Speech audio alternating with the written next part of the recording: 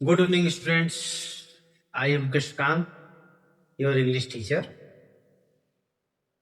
आज हम लोग सिंथेसिस अध्याय के अंतर्गत चैप्टर के अंतर्गत हम लोग नॉमिनेटिव एब्सोल्यूट के प्रयोग द्वारा सिंपल सेंटेंस को बनाना सीखेंगे। दो या दो से अधिक वाक्यों को, दो या दो से अधिक जो वाक्य होते हैं उनको कैसे हम जोड़ेंगे, नॉमिनेटिव एब्सोल्यूट का प्रयोग करके उसके प्रयोग द्वारा हम लोग जोड़ने का प्रयास करेंगे। नॉमिनेटिव एब्सोल्यूट का मतलब पहले आप समझ लीजिए।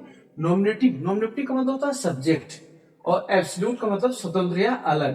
यानी इसमें जो दोनों सब्जेक्ट होते हैं, प्रत्येक वाक्य के जो सब्जेक्ट होते हैं वो अलग अलग होते हैं।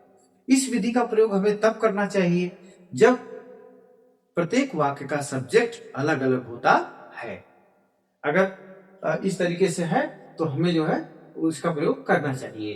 तो मान लीजिए एक इसमें तो इम्पोर्टेंट बात यह है कि जो काम पहले समाप्त होता है वो कारण कहलाता है और उसके सब्जेक्ट को S1 मानते हैं, और जो काम बाद में समाप्त होता है उसके सब्जेक्ट को S2 माने और वो जो है परिणाम प्रकट करता है। तो इसमें जो काम पहले समाप्त होता है उसके सब्जेक्ट को पहले लिखिए S1 plus having plus verb की थर्ड भाग, और उसके बाद जो है जो बाद में काम समाप्त हो रहा है उसको जो करते हो रख देते हैं, यानी S plus V plus O लिख देते हैं। जैसे हम कहें the sun rose, the fog disappeared, यानी सूरज उगा और कोहरा अदृश्य हो गया, समाप्त हो गया। अब सूरज उगा, कोहरा समाप्त हो गई। अब इसमें जो है पहले काम क्या हो रहा है, सूरज उगा, तो आप लिखेंगे इसका सब्जेक्ट द सन है, S1 है द सन, उसके बाद हैविंग, राइज का थर्ड फॉर्म क्या हो जाएगा, risen, the sun having risen, comma. तो सर सेकंड सेंटेंस को क्यों करते हुए रखेंगे, the fog disappeared. Okay? Yes. Second sentence, the sun set, the stars came out in the sky. इससे पहले क्या हो रहा है, सूर्य अस्त हो रहा है, उसके बाद स्टार्स यानी जो तारे हैं आकाश में आ गए, तारे प्रकट हो गए, सूरज अस्त हुए और उसके बाद तारे प्रकट हो गए। तो पहले काम क्या हो रहा है, the sun set, the sun subject पहला है the sun S1, the sun having set का थर्ड फॉर्म, फर्स्ट सेकंड तीनों फॉर्म सेट ही होता है, the sun having set, comma. Second sentence, the stars came out in the sky, जो कहते हैं लिखते हैं इसको, the stars came out in the sky. Okay. Rule number second देखिए आप लोग, जब पहले समाप्त होने वाला जो वाक्य है, पहले समाप्त होने वाला वाक्य पैसिव वॉइस में हो, जब पहले समाप्त होने वाला वाक्य पैसिव वॉइस में हो, अर्थात S1 plus is am are was verb plus verb की थर्ड फॉर्म हो, यानी जब पहले समाप्त होने वाला कार्य पैसिव वॉइस में हो अर्थात S1 यानी पहला सब्जेक्ट के साथ is am are was verb plus verb की थर्ड फॉर्म हो, तो क्या करेंगे हम लोग, तो जो काम पहले समाप्त होता है उसी को बनाएंगे। पहले से उसका सब्जेक्ट लिखेंगे पहले समाप्त होने वाले कार्य का S1 plus having plus been plus verb की थर्ड, उसके बाद में समाप्त होने वाले कार्य को जो करते हैं रख देते हैं, यानी S2 plus B plus O पर। जैसे the captain was killed, the army fled, कप्तान जो है मारा गया, आर्मी यानी फौज भाग गई। अब देखिए इसमें पहले काम क्या है, कैप्टन, ये पैसिव वॉइस है, the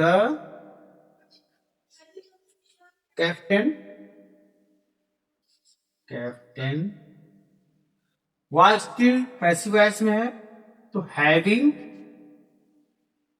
been killed, comma, second sentence को ज्यो का त्यों लिख देंगे, द आर्मी फ्लेड। फिर the bank was closed, bank बंद था, बंद हो गया था। I could not withdraw any money, मैं कुछ पैसा नहीं निकाल पाया। बैंक बंद, पहला काम क्या हो रहा है, बैंक बंद था। और एक पैसिव वॉइस में वॉज के बाद वर्ब की थर्ड फॉर्म लिखा है, तो लिखेंगे हम द बैंक हैविंग बीन लगेगा पैसिव वॉइस में, been closed, comma, second sentence को जो कहते हुए लिख देते हैं, I could not withdraw any money. सबसे बड़ी बात यह है कि सब्जेक्ट दोनों का अलग अलग है। पहला द बैंक S1 हो गया और आई जो है S2 हो गया। रूल नंबर 3 है, जब पहले समाप्त होने वाले वाक्य में यानी S1 plus is am are was were के साथ एडजेक्टिव दिया, वर्ब नहीं होना चाहिए। S1 plus is am are was were plus adjective या नाउन, तो पहले समाप्त होने वाले पहले वाले वाक्य के सब्जेक्ट को लिखेंगे S1 प्लस बीइंग लगाएंगे यहां पर। जब S1 S2 जब S1 के साथ is am are was were और उसके साथ एडजेक्टिव या नाउन आ जाए, तो हमें पहले समाप्त होने वाले कार्य के सब्जेक्ट को S1 प्लस बीइंग का यूज करेंगे। यहाँ S1 plus being plus adjective या नाउन लिख देंगे और उसके जो बाद में समाप्त होने वाला कार्य को ज्यो करते हुए लिख देते हैं, उसमें कोई परिवर्तन करने की जरूरत नहीं है। जैसे S1 plus is am are was were plus adjective या नाउन, उसके बाद फिर दूसरा वाक्य को ज्यो करते हुए लिखेंगे। जैसे it was cold no one went out. अब जैसे इट वॉज कोल्ड लिखा है, इसमें पहला सब्जेक्ट इट है, पहले सेंटेंस का इट है और दूसरे सेंटेंस का नो वन है। सब्जेक्ट्स अलग अलग हैं दोनों के, तो हम लिखेंगे इट वॉज कोल्ड है, कोल्ड क्या है, एडजेक्टिव है, कोल्ड एडजेक्टिव है, तो it being cold, comma, no one went out, no one went out. इस तरीके से जो है चीजें जो है हल हो जाती हैं।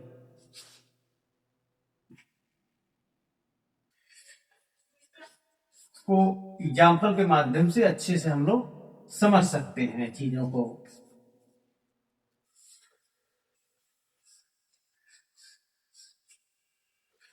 से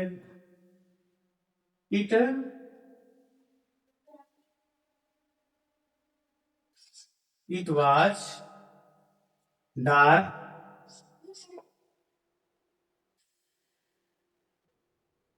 I did not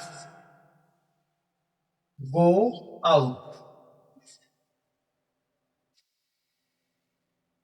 यहां पर क्या है, दो सब्जेक्ट हैं, एक इट है और एक आई है। दोनों सब्जेक्ट अलग अलग हैं, अब इसमें क्या करेंगे, इट के बाद जो है वाज दिया है और उसके बाद जो डार्क क्या है, एडजेक्टिव है। क्या है, एडजेक्टिव। तो ये ऐसे सेंटेंस में हमें क्या करना चाहिए, पहले सब्जेक्ट को हम लिखें और उसके बाद सीधे हम जो है बीइंग का प्रयोग करेंगे। किसका प्रयोग करेंगे, बीइंग। इट बीइंग डार्क हो गया, कामा, सेकंड सेंटेंस को ज्यो करते हुए लिखेंगे।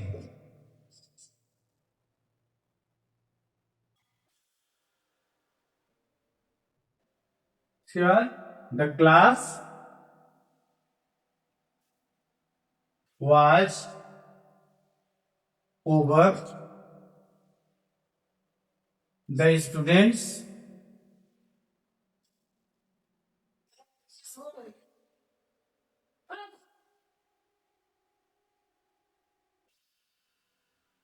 Went out.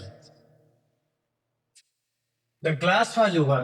क्लास सब्जेक्ट है S1 है, और स्टूडेंट्स इसमें क्या है, दूसरा सब्जेक्ट में S2 है। एक वाज लिखा है, और यहां पर ओवर क्या है, एडजेक्टिव है, एडजेक्टिव। अब यहां पर हम क्या करेंगे, क्योंकि पहले सब्जेक्ट के बाद वाज है और एडजेक्टिव का प्रयोग है, इसलिए यहां पर बीइंग का प्रयोग करेंगे। The class being over, the students went out. Dear students, इस चैप्टर के अंतर्गत हम देख रहे हैं कि नॉमिनेटिव एब्सोल्यूट का प्रयोग हमें कैसे करना है, किस तरीके से। इसको थोड़ा समराइज कर देते हैं। नॉमिनेटिव एब्सोल्यूट का प्रयोग हमें तब करना चाहिए, इस विधि का प्रयोग, जब सेंटेंस के सब्जेक्ट अलग अलग, पहली चीज। दूसरी इंपॉर्टेंट बात यह होती है, इसमें एक काम पहले समाप्त होता है। एक काम पहले समाप्त होता है। जो काम पहले होता है वो एक प्रकार से कारण होता है, रीजन होता है। और जो रीजन होता है, और दूसरा जो काम समाप्त होता है बाद में, वो जो है परिणाम होता है। तो जो काम पहले समाप्त होता है वो कारण कहलाता है, रीजन। उसी को हम नॉमिनेटिव एब्सोल्यूट के रूप में प्रयोग करते हैं। यानी हम S1 लिख सकते हैं पहले सब्जेक्ट को, और उसके साथ हैविंग प्लस वर्ब की थर्ड फॉर्म लगाते हैं, और उसके बाद जो बाद में समाप्त होने वाले कार्य को ज्यों करते हो रख देते हैं। दूसरा नियम ये बताया गया है कि जब आपका सेंटेंस, जो काम पहले समाप्त हो रहा है, वो पैसिव वॉइस में, या पैसिव वॉइस से तात्पर्य है कि सब्जेक्ट के साथ is, am, are, was, were plus verb की थर्ड फॉर्म दिया। अगर ऐसा है तो सेंटेंस पैसिव वॉइस में है। तो ऐसी स्थिति में जो काम पहले समाप्त हो रहा है उसमें subject plus having been plus verb की थर्ड फॉर्म लिखते हैं, और जो काम बाद में समाप्त होता है उसको ज्यों करते हो रख देते हैं।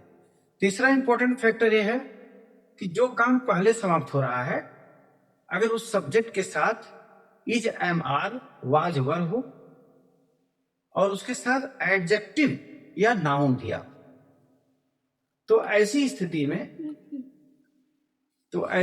में हमें क्या करना है कि सब्जेक्ट, यानी पहले सब्जेक्ट के साथ जो काम पहले समाप्त हो रहा है उसके साथ बीइंग का प्रयोग करेंगे। यानी S1 plus being plus adjective या नाउन, और दूसरे वाक्य को ज्यों का त्यों रख देते हैं।